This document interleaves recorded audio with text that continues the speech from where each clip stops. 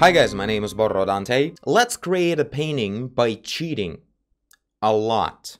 This isn't something we hear a lot on this channel. Generally, when I paint, I usually go with avoiding any kind of aids at all. I never actually seriously use the perspective guides. I even avoid using layers at all. I try to paint straight away with color in one layer, in many cases skipping the sketch part, so I just immediately go for the final result, putting the proper final colors in big spots, and after that just going with smaller and smaller size of the brush, going for more and more precise detail, and that's it. I avoid doing any kind of segregation of the process or layering, painting brights and darks on one layer and then adding color on top of it in a different layer with the blending modes. I don't like doing any of that because I really feel like in most cases it's standing in my way a lot. Standing in the way of my search, and it generally makes the painting worse, even though you think you're helping yourself a lot, but really you're restricting yourself. That's generally why I usually don't use any kind of aids. So lately on this channel we did quite a few pretty complex paintings, and after a little while I started to kind of getting to that stage where for my idea or for my standards, generally what I paint is on a pretty satisfying level. When I actually make an effort, it turns out pretty well now. I worked on a lot of the problems on how to build the lighting, on how to apply a good brushwork, and recently I worked a lot on the contrast and the composition, on making sure that I highlight the proper things in the picture and tone down the things that are not that important. So generally these are my latest steps in improving things, and right now I feel like I generally figured out most of the things, except for the ones that are really boring and tedious to do. Like making sure you do a really good geometry, anatomy, and the foreshortening, the perspective, so everything would be just precise. And for that you have no other way but to make a really good, precise sketch, at least on a low level of detail, just to make sure you have all the geometry aid you need when you create a picture. But thing is, I feel like if you're just working on a sketch on your own, like just a handmade sketch, doesn't matter how precise you go, how much effort you make, you can never be 100% sure that your geometry isn't way off, or your placement of a shadow on the floor is completely wrong. It may look correct, but not really, and you may play around with it a lot, not really knowing for sure, because you're doing it on a flat surface, just guessing. And plus, generally when you're creating a flat sketch, you're restricting yourself to then follow that sketch without being able to quickly change something in this sketch. I remember when we worked on the Eat Your Rats Jeremy, we created two versions of the sketch, changing a lot of the details, and then we changed even more stuff in the background with the table and the chairs, and we kept changing things all the time. A lot of the time it was about just things being wrong geometry-wise, or sometimes I would figure out the geometry properly, but then we would have a stupid tangent, like the edge of this chair would be too close and parallel to the edge of the ear of the main character, and it all was annoying, and it's again I have to reconstruct the whole chair and the table to fix that little issue. It's tedious. Making sure that geometry is exactly correct is the worst part of painting or drawing. So in this big, several-part tutorial, we're gonna try to cheat our way out of that. Before we continue, I want to specify what I understand under cheating. When I say cheating, I mean the proper cheating. When it comes to cheating, you have to really understand that arts, visual arts or any arts, it's not sports. It's not about the game of skill, who can do better with raw approach when everyone does things the same way. It's not important. What important is to use any tools you have to visualize your idea the most precise and accurate and proper way as you can. For instance, if you use 3D rulers and create a really precise geometry with like 3D guides in any drawing app or something like that, that's great, that's a cool thing to do, because it just helps you make things more straight and follow one vanishing point. There's nothing wrong with that. If you're using actual 3D program, but you're using basic models or the models that you created yourself, and you decide on where to position the lights, how exactly to express the mood with the lights, if you position the characters yourself, even if you're using references from photos, that's still totally fine. So actual 3D, your own 3D, is okay. And as I mentioned, using photo references is also okay, because to paint certain specific things, you have to know exactly what they look like, and there's nothing wrong with taking a look. But what would be wrong is to actually put bits of references into the painting and replace portions of your painting with actual photos or someone else's artwork, or I don't know. Like, actually use those bits as final product. This is a no-no. As well as perfectly rendering someone else's 3D object that you like downloaded from the internet or something and use its final details in a painting, it's of course also wrong. But it's not because you're helping yourself too much or you're using someone else's work. It's not about that. It's about the fact that these three won't put anything on a canvas that doesn't go through your eyes, your head, and your hand. You only add some guidance to make sure what you have in mind already to be precise and properly visualized. When stuff like this would actually replace portions of your picture with details that you didn't actually think through yourself, so it doesn't actually fully follow the idea that you have. A portion of a photo in a painting would have a whole bunch of realistic details that you didn't think through. If you would actually think them through and paint yourself or model yourself, they would always look different because they would be specifically made to support this idea. Everything in a painting should follow one idea, one dynamics and everything. And when you're using just someone's pictures for that, it's not gonna be actually following your idea. So it's not just not sporty or whatever, it's actually making your painting go the direction that is not yours. You're not doing your painting anymore. It's a mashup of different other ideas that are not supporting each other. And same as someone else's 3D model. If you would model it yourself to support your idea of this painting, it would look very different. It always would, because that's the point of creating a painting yourself. So I think this is an important disclaimer. You should only use guides, even if they're really like doing a lot of job for you. They should not replace details beyond your understanding, beyond what you should actually decide on yourself. So I was thinking about this idea a lot lately, like for the last week. It was kind of sitting in my head, and I decided to come up with like a step-by-step guidance on creating any painting. So at first we get the idea, a general verbal idea that you can describe with words. Then in the step 2 we create a document and we work on a little doodle. We're searching for a general composition and just how things will go actually visually. So we create a canvas and we just doodle around very loosely. That doesn't require any skill. There will be all kinds of wrong things in the geometry and everything. It doesn't matter. We just need to make sure we have a general guidance on what's going to happen, on where exactly the character will be on the canvas, and where will the thing that they're doing go.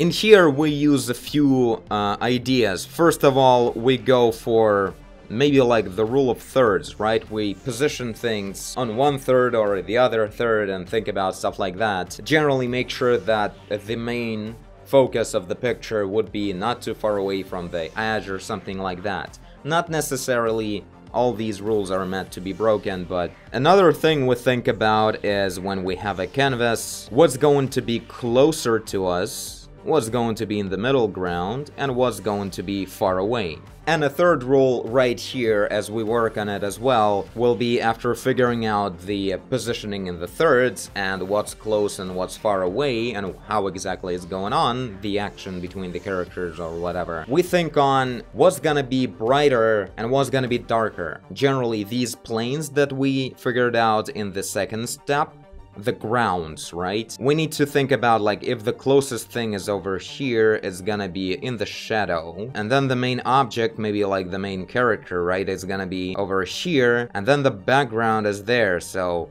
maybe it makes sense to make this closer thing and maybe like the ground around the character dark. Then we have the main character really bright, like the main spotlight is lighting up the body of the character a lot, so we will see the character really well. And then the background will be like semi-shadowy, pretty much almost as dark as this foreground that we have really dark, but due to the air perspective, it's gonna be more dull, and maybe some light will be over there or something like that. So it's gonna be like semi-dark.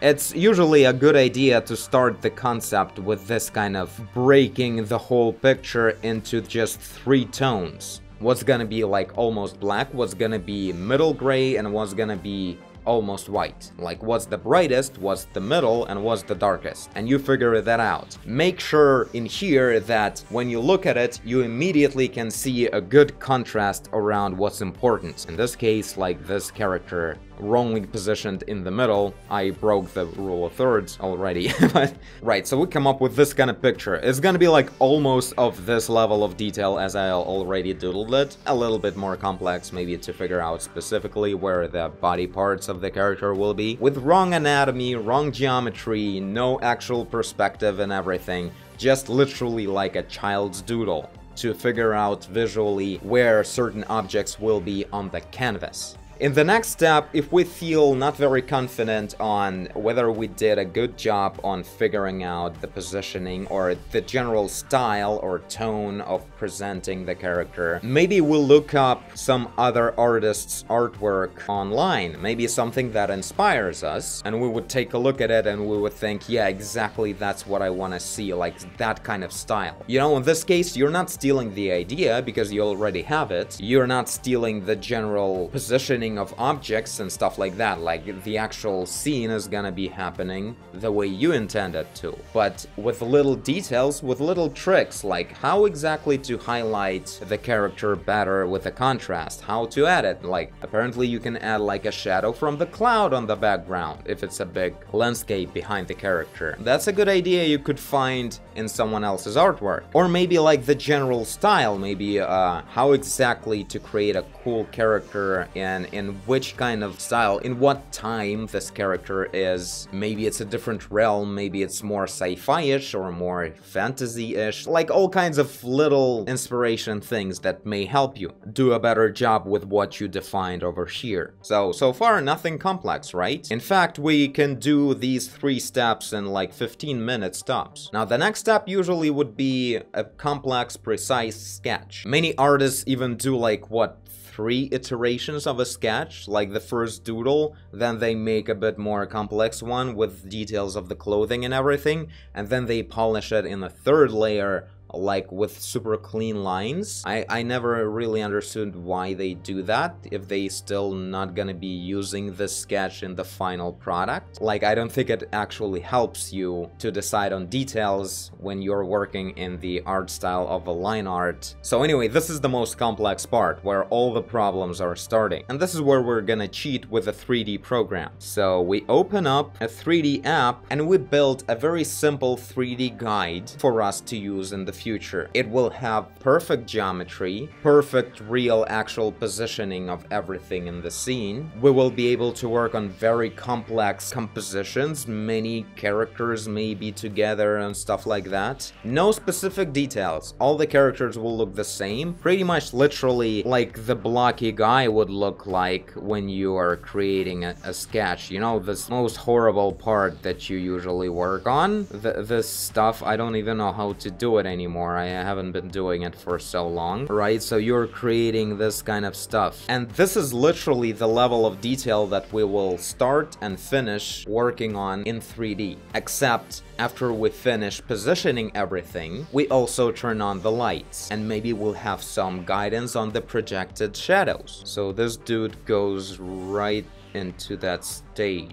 So we position everything, we position the objects, we position the camera, and we make sure that all the 3D objects are positioned the same way inside of the shot in the frame of the camera as we defined over here. So at first we kind of like build the 3D scene, making sure that the characters are next to each other the way they're supposed to be, and the landscape is appropriate, and the basic geometry of a room or whatever they are there. And then we position the camera and maybe make a decision on how to maybe a little bit reposition the characters as well, to make sure that this dude is gonna be standing the same way as it was in the doodle, and then some other blocky stuff over here, and we think on how the shadow will be there and the landscape and whatever. Like, we do the same thing, very blocky in 3D. Of course, 3D is generally not easy. Of course, it's gonna be rather hard for you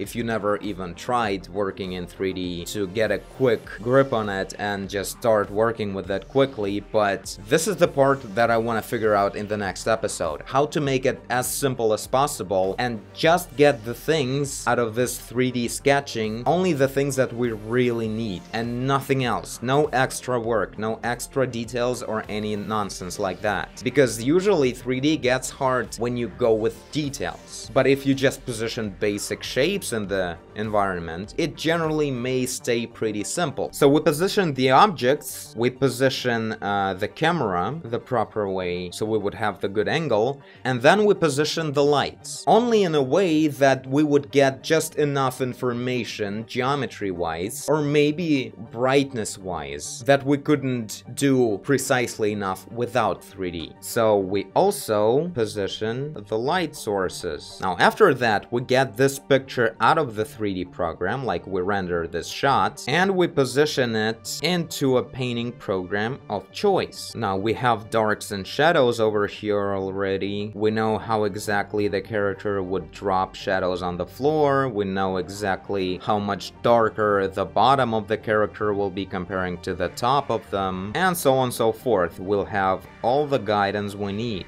At any point, if we need to change something in a sketch, we can just go back over here and just quickly reposition the objects in a 3D world, and we'll have all the lighting updated for it, and all the geometry will be working properly. So this is a pretty quick way to do it in that sense. If the composition is really hard, like there's a lot of geometry, a lot of complex angles with bodies and complex poses, and the foreshortening is going on a lot and stuff like that. Things that are really hard to figure out without the aid like that. So this part is gonna be the most interesting step. This is where everything is gonna happen. Pretty much instead of creating a complex sketch, we're gonna make sure that actual 3D environment will solve most of our problems in there. And also, as a bonus on top of just creating a sketch, we'll also get a lot of guidance for actual lighting.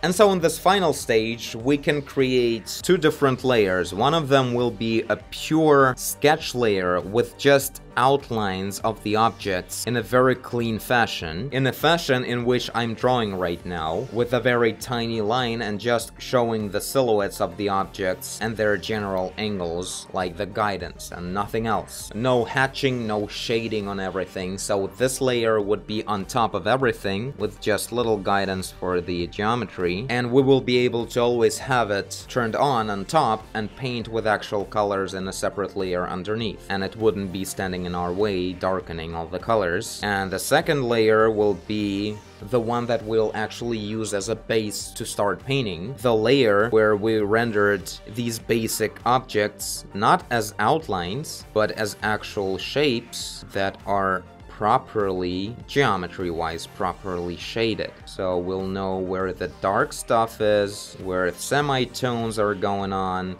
where the projected shadows are, and that layer, the layer with the lighting, we take from 3D app and not just use it the raw way, the way it was rendered, but we actually apply some filters to it that I'll specify later when we get to it, to make sure it will be as easily as possible adapted into an painting art style without any extra paint. So we have this layer and it's like slightly upgraded like this, with some basic filters that most apps have. And yeah, so at this stage we have all the guidance we need as a sketch, and we have a really good base with all the contrast defined, and maybe even with basic main colors of the object, so we would have a good information on reflected lights, which is super awesome. We pretty much like creating a palette to pick up from the canvas and then painting with higher detail on top of it, which is amazing. And so after that we go ahead and finalize our painting without worrying about anything. We already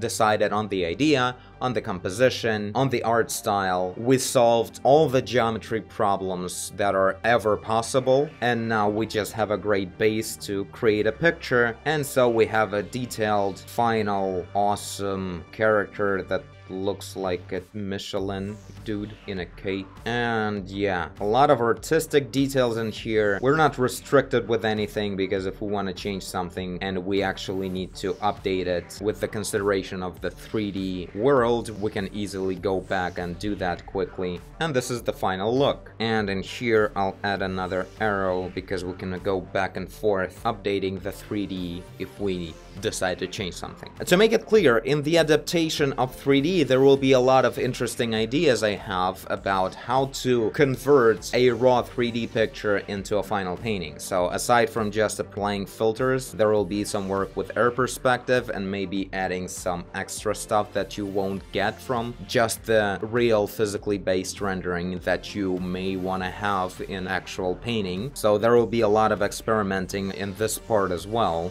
So this is the general idea. I see I already talked for quite a while, so we'll probably end this episode here. I'll try to keep them not too long, so I would be able to talk about everything I want and have enough time to think things through, because in the next episode we'll actually start creating a real painting. Like, this is not just a tutorial, this is, first of all, I'm trying to figure out things myself, and secondly, I'm actually trying to create an awesome new painting and actually finalize it. So I'm really excited about that, and hope you guys are excited as well, because I know many of you really wanted me to do some 3D tutorials about Blender, so we're gonna be using Blender in the next episode most likely. I'll make some preparations. I don't know Blender too well myself. I mostly was always playing with the just rendering settings in there, figuring out how to render the really good quality lighting in there and stuff like that, but never actually like tried to model stuff or anything like that. So there will be a lot of search for myself as well in how to make things work the best way. So that's the plan, and I thank you for watching. If you did, I guess you did. If you're here, leave a like and subscribe, tell a friend, cheat, do whatever you want, and I will see you in the next one. Bye!